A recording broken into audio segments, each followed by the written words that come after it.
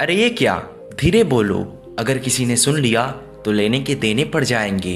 ये बात अक्सर हमने सुनी है, लेकिन हम फिर भी बोल देते हैं। ऐसे बहुत ही कम गुप्त राज होते हैं जो हम दूसरों के कानों में पड़ने देना चाहते हैं। अगर वो राज दूसरे के कानों में पड़ जाएं तो हमारे घर में अशांति पैदा हो जाती है। हमारे परिवार में अशांति का कारण हम स्वयं होते हैं।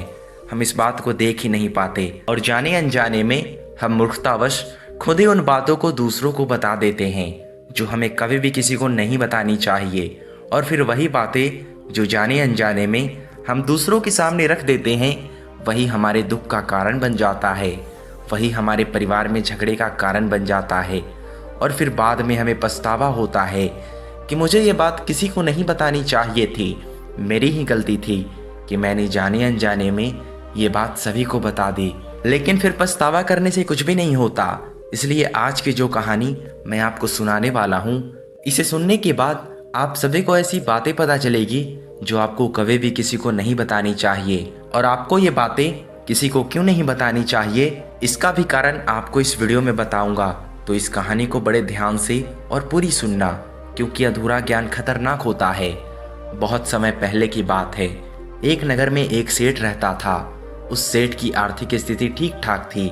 उसके परिवार में उसके 2 बच्चे और उसकी पत्नी थी। सेठ का परिवार बहुत ही हंसी खुशी से अपना जीवन व्यतीत कर रहा था। सेठ बहुत मेहनत करता था, लेकिन वो जितनी मेहनत करता था उसका फल उसे नहीं मिलता था, जिसका कारण उसकी पत्नी थी।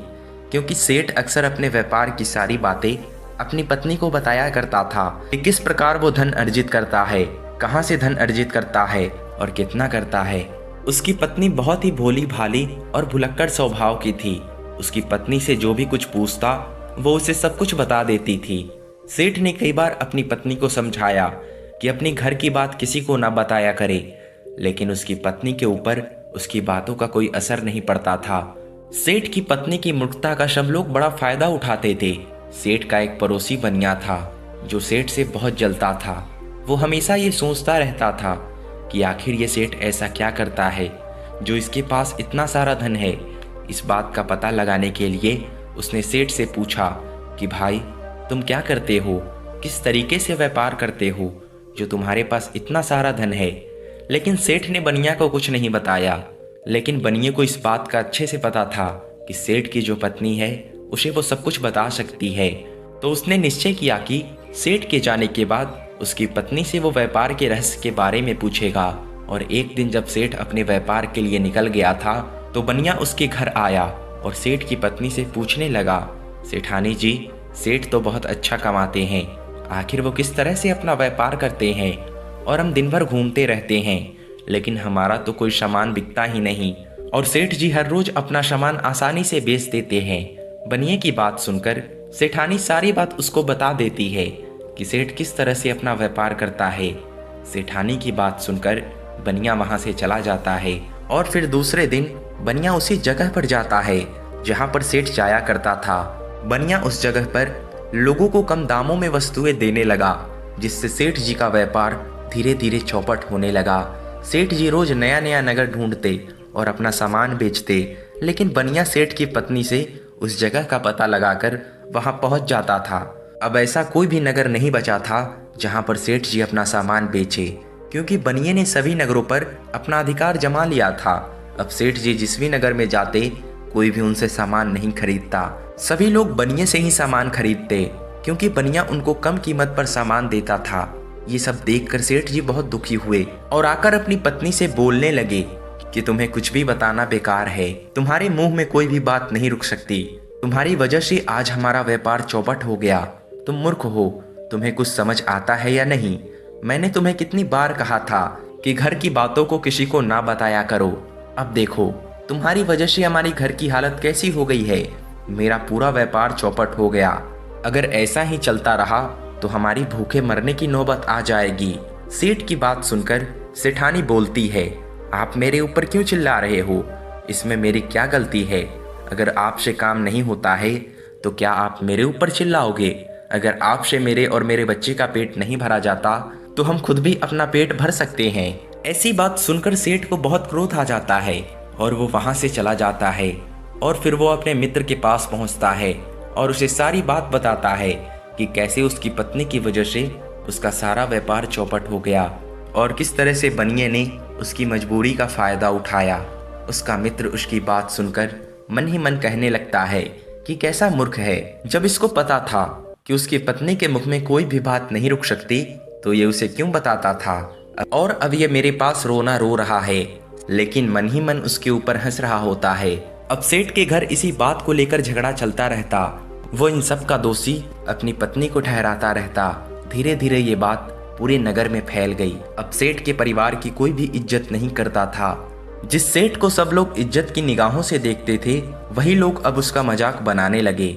सेठ ने जितना धन जोड़ रखा था वो धीरे धीरे खत्म हो गया। अब सेठ के पास कुछ भी नहीं बचा। वो दर दर भटकने लगा। वो जिसके पास भी मदद के लिए जाता कोई उसकी मदद नहीं करता। लेकिन जब उसकी आर्थिक स्थिति सही थी तो सब लोग उसके पास मदद मांगने आते थे और सेठ उनकी मदद भी किया करता था। लेकिन जब उसकी आर्थिक स्थिति ठीक नहीं है तो लोग उसकी मदद भी नहीं करते और उसे देखकर अपना रास्ता बदल लेते। सेठ को कुछ भी समझ नहीं आ रहा था कि वो अपने परिवार की हालत जो है उसको सही कैसे करे, और वो अपने परिवार को 2 वक्त की रोटी देने में भी सक्षम नहीं था। वो बहुत ही परेशान और दुखी हो चुका था। एक दिन जब वो काम की तलाश में जा रहा था तो उसे रास्ते में एक गुरु मिलते हैं। वो गुरु बहुत ही आत्मज्ञानी थे और वो व्यक्ति का चेहरा देखकर पता लगा लेते थे कि आदमी परेशान है। तो गुरु ने सेठ जी को देखा तो उनसे कहा कि क्या बात है बेटा, तुम बड़े परेशान लग रहे हो। गुरु की बात सुनकर सेठ जी ने उनसे कहा, हाँ महाराज, मैं बहुत परेशान हूँ।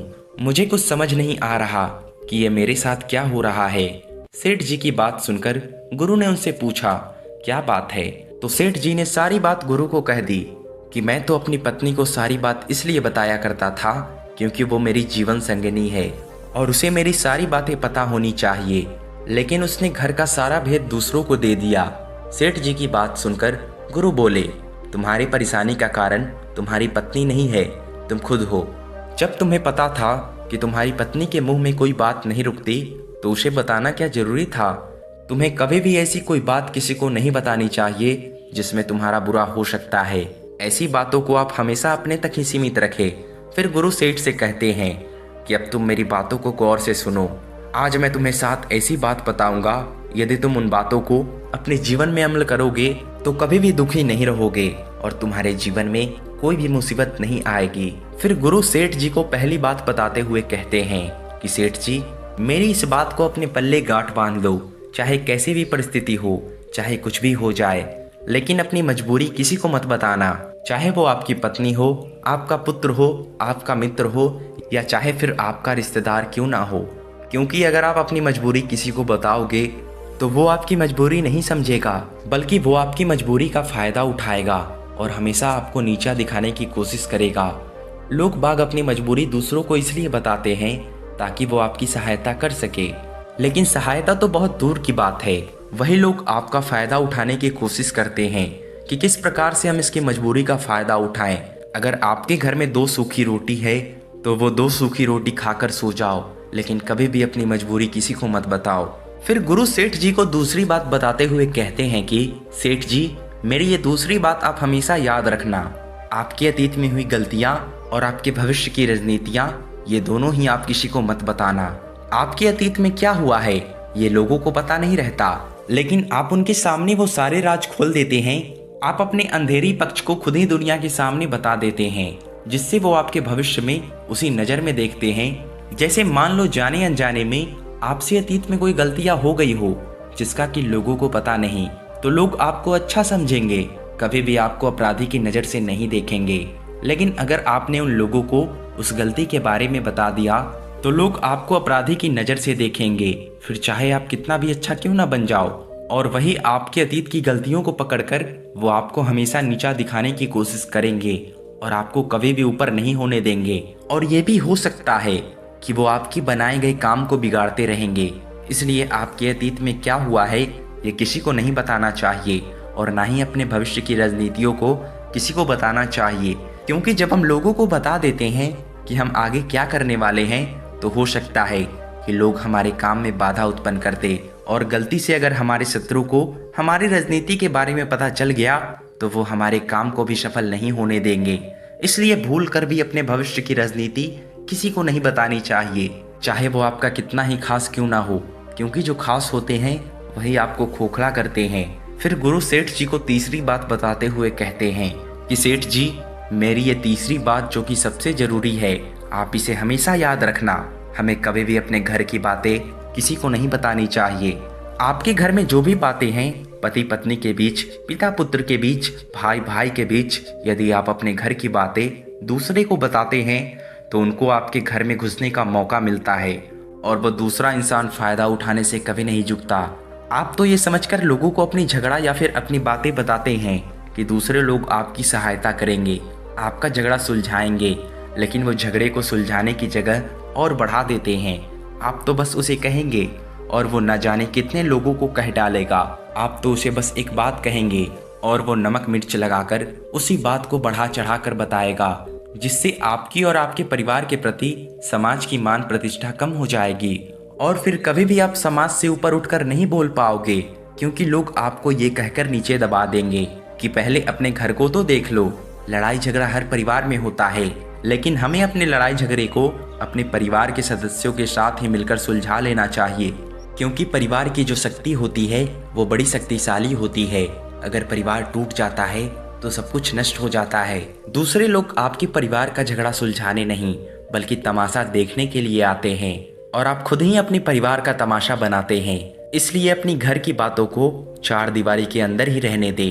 अगर वो बाहर निकली तो घर में अशांति आएगी। फिर गुरु सेठ जी को चौथी बात बताते हुए कहते हैं कि सेठ जी, कभी भी किसी को अपनी कमाई का जरिया और आप कितना कमाते हैं ये कभी मत बताना। आप कैसे कमाते हैं, कहाँ से कमाते हैं और किस प्रकार कमाते हैं और कितना कमाते हैं ये कभी भी सामने वाले को मत बताना।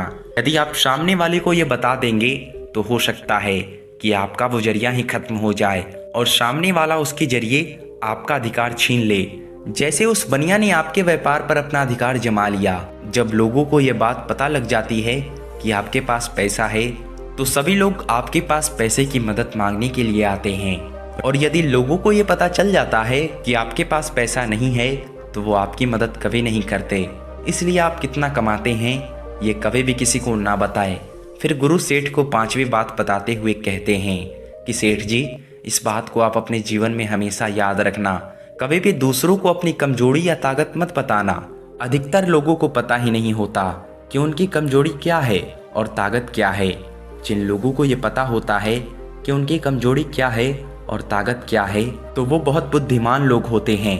तो पहली बात तो ये कि आपको अपनी कमजोरी और ताकत किसी को नहीं बतानी चाहिए, क्योंकि अगर लोगों को आपकी कमजोरी का पता चल गया तो लोग आपका फायदा उठाएंगे और आपकी ताकत का पता चल गया तो आपकी वही ताकत आपकी कमजोरी बन जाएगी।